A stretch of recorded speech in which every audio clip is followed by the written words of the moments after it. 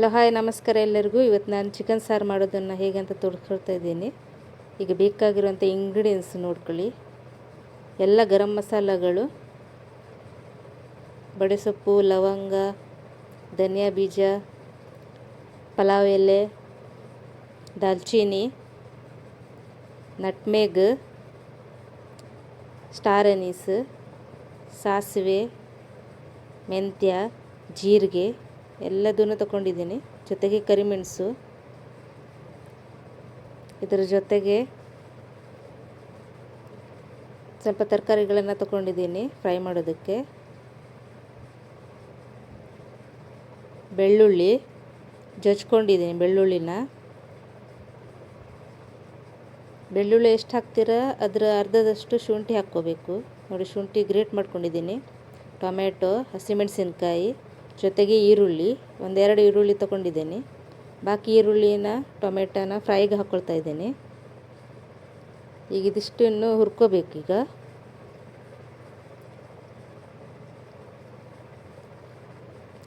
ಈಗ ಬಾಣಲೆ ತೊಗೊಂಡಿದ್ದೀನಿ. ಬಾಣಲೆಗೆ ಎಣ್ಣೆನ ಹಾಕೋಣ. ಎಣ್ಣೆ ಹಾಕ್ಕೊಂಡು ಸ್ವಲ್ಪ ಕಾಯ್ಲಿಕ್ಕೆ ಬಿಡಿ.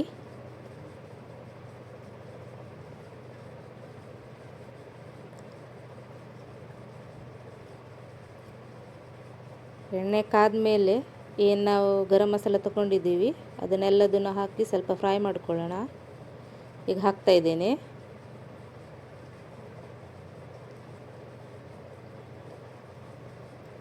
ಸ್ವಲ್ಪ ಫ್ರೈ ಮಾಡ್ಕೊಳ್ಳಿ, ಸೀದೋಗಬಾರ್ದು ಅದು.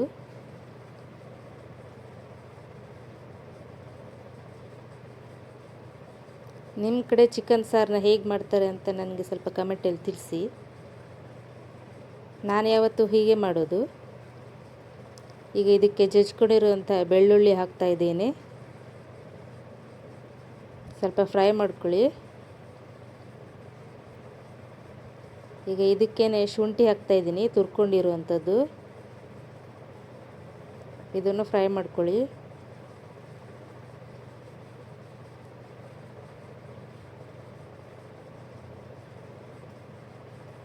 ಈಗ ಈರುಳ್ಳಿ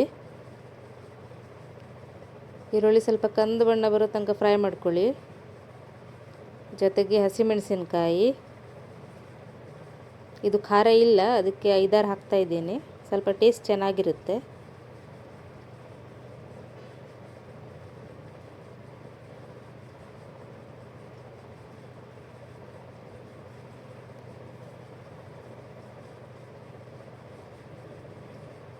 ನಮ್ಮ ಕಡೆ ನಾಟಿ ಕೋಳಿಯಿಂದ ಮಾಡ್ತಾರೆ, ಅದರ ಟೇಸ್ಟ್ ತುಂಬ ಚೆನ್ನಾಗಿರುತ್ತೆ. ಇವತ್ತು ನಾನು ಬಾಯ್ಲರ್ ಚಿಕನಿಂದ ಮಾಡ್ತಾಯಿದ್ದೇನೆ. ಈಗ ಇದಕ್ಕೆ ಸ್ವಲ್ಪ ಟೊಮೆಟೊ ಹಾಕ್ತಾಯಿದ್ದೇನೆ. ಸ್ವಲ್ಪ ಮೆತ್ತಗಾಗೋ ತನಕ ಹುರ್ಕೊಳ್ಳಿ.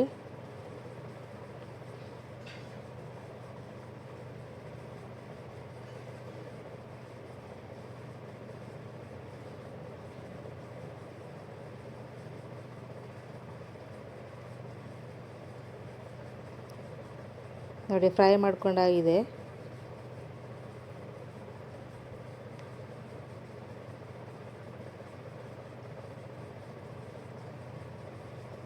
ಈಗ ಇದಕ್ಕೇನೆ ಕಾಯಿ ತುರಿ ಹಾಕ್ತಾಯಿದ್ದೀನಿ.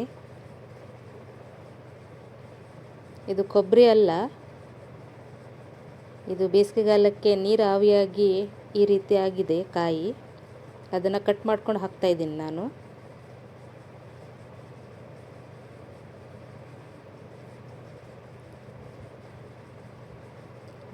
ಒಂದೂವರೆಯಷ್ಟು ತೆಂಗಿನಕಾಯಿನ ತೊಗೊಂಡಿದ್ದೀನಿ.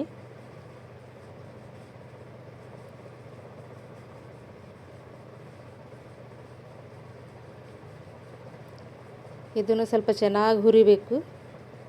ಅದ್ರ ಘಮ ಬರೋ ತನಕ ಹುರ್ಕೊಳ್ಳಿ.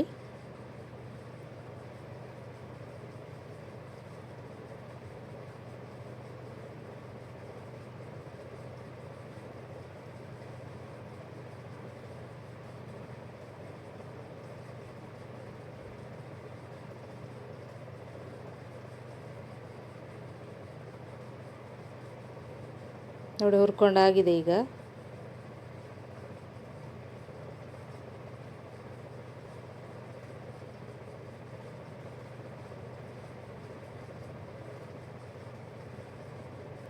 ಚಿಕನ್ ಸಾರು ಯಾರಿಗೆಲ್ಲ ಇಷ್ಟ ಅಂತ ಕಮೆಂಟ್ ಮಾಡಿ ತಿಳಿಸಿ.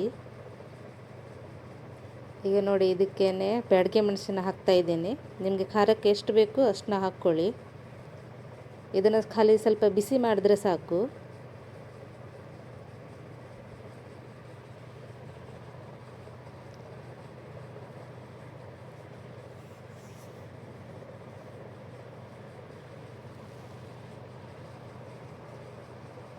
ನೋಡಿ ಹುರ್ಕೊಂಡಾಗಿದೆ.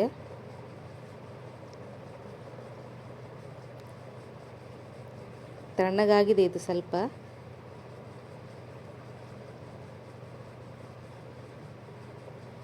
ಈಗ ಇದಕ್ಕೇನೆ ಕೊತ್ತಂಬರಿ ಸೊಪ್ಪು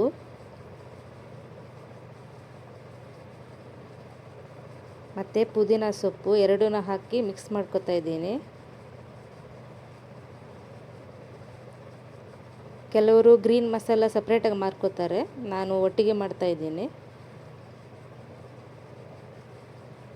ಇದು ಕೂಡ ಟೇಸ್ಟ್ ಚೆನ್ನಾಗಿ ಬರುತ್ತೆ. ಒಂದ್ಸತಿ ಟ್ರೈ ಮಾಡಿ ನೋಡಿ. ಚೆನ್ನಾಗಿ ಮಿಕ್ಸ್ ಮಾಡಿ ಮಸಾಲೆನ ಹರ್ಕೊಳ್ಳೋಣ. ಮಿಕ್ಸರಿಗಿಂತ ಗ್ರೈಂಡರ್ ಹಾಕ್ಕೊಂಡ್ರೆ ತುಂಬ ಚೆನ್ನಾಗಿ ಟೇಸ್ಟ್ ಬರುತ್ತೆ, ನುಣ್ಣಗಾಗುತ್ತೆ. ಮತ್ತು ನೋಡಿ ರುಬ್ಬೋದಕ್ಕೆ ಹಾಕಿದ್ದೀನಿ.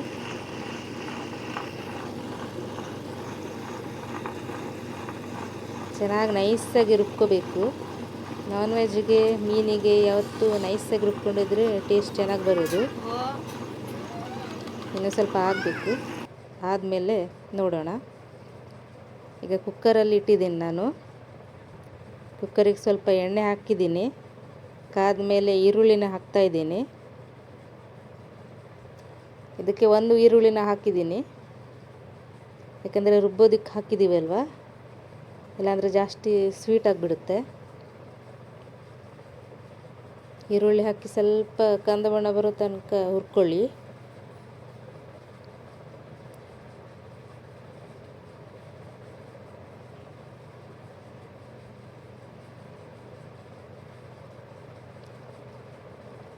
ನೋಡಿ ಹುರ್ಕೋತಾ ಇದ್ದೀನಿ.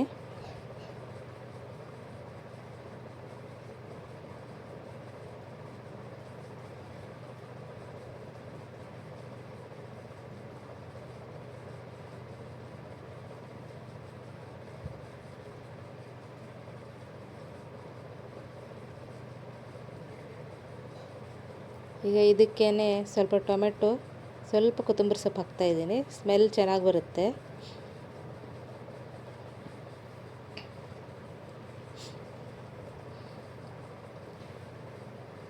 ಸ್ವಲ್ಪ ಮೆತ್ತಗಾಗೋ ತನಕ ಹುರ್ಕೊಳ್ಳಿ.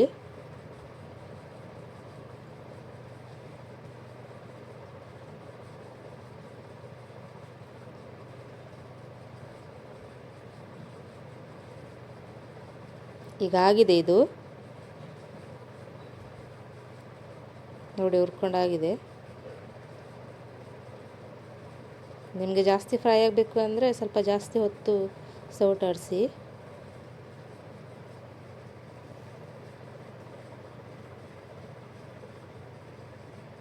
ನಾನು 1 kg ಚಿಕನ್ ತೊಗೊಂಡಿದ್ದೀನಿ.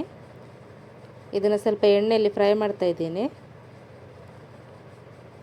ನೀವು ಗ್ರೀನ್ ಮಸಾಲಕ್ಕೆ ಹಾಕಿ ಮಿಕ್ಸ್ ಮಾಡಿಟ್ಟು ಆಮೇಲೆ ಬೇಕಾದ್ರೆ ಹಾಕ್ಬೋದು, ಆ ರೀತಿಯೂ ಮಾಡ್ತಾರೆ. ಈಗ ಸ್ವಲ್ಪ ಅರಿಶಿನ,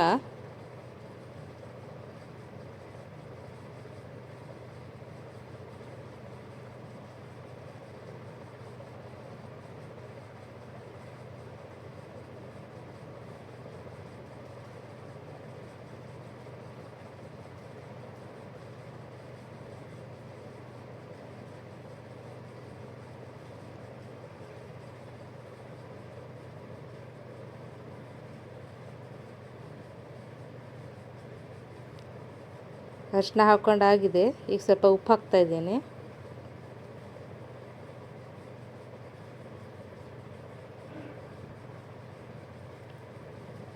ಸ್ವಲ್ಪ ನೀರು ಹಾಕ್ತಾಯಿದ್ದೀನಿ. ಈಗ ಕುಕ್ಕರ್ ಮುಚ್ಚಿ ಒಂದು 5 ಸೀಟಿ ಆಗೋ ತನಕ ಸೀಟಿ ಮಾಡ್ಕೊಳ್ಳಿ.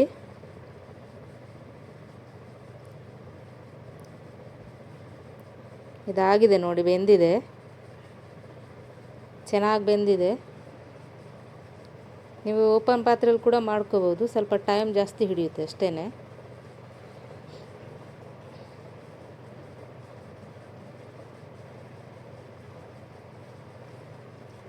ಈಗ ರುಬ್ಕೊಂಡಿರುವಂಥ ಮಸಾಲಾನ ಹಾಕ್ತಾಯಿದ್ದೀನಿ ಇದಕ್ಕೆ.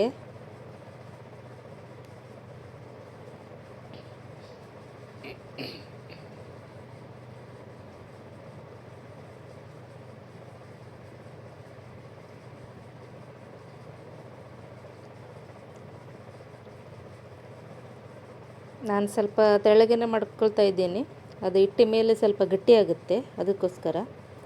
ನೋಡಿ ಕುದೀತಾ ಇದೆ, ಸ್ವಲ್ಪ ಚೆನ್ನಾಗಿ ಕುದಿಸ್ಕೋಬೇಕು. ನೋಡಿ ಎಣ್ಣೆ ಎಲ್ಲ ಮೇಲ್ಗಡೆ ಬಂದಿದೆ. ಈಗ ಕೊತ್ತಂಬರಿ ಸೊಪ್ಪು ಹಾಕ್ತಾಯಿದ್ದೀನಿ.